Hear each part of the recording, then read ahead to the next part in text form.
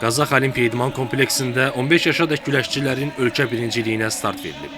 Yarışın açılış mərasimində çıxış edənlər bölgələrdə keçirilən turnirlərin əhəmiyyətindən danışıblar.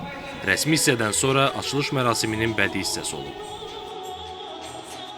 Bizim Qazax rayonu Respublikanın idman paytaxtı seçilməyindən hamısı gəldilər, gördülər ki, Qazaxın idman səviyyəsi yüksək səviyyədədir. Və biz buradan böyük nailiyyətlər əldə edirik, görürük, götürürük.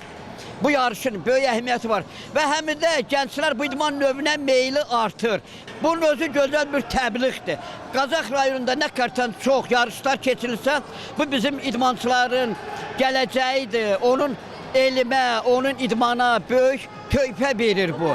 Bilirsiniz ki, Qazax bahadurlar diyarıdır, pəhlivanlar diyarıdır və belə bir tədbirin keçirilməsi doğrudan da yəni gənclərimiz üçün, yeniyetmələrimiz üçün çox böyük bir bayram tədbiridir. Mən deyərdim burada iştirak etməyin özü bir qələbədir, qalibiyyətdir. Həqiqətən də regionlarda belə bir yarışların keçirilməsi, əsas da respublika səviyyəli yarışların keçirilməsi doğrudan da çox təqdirə layiqdir.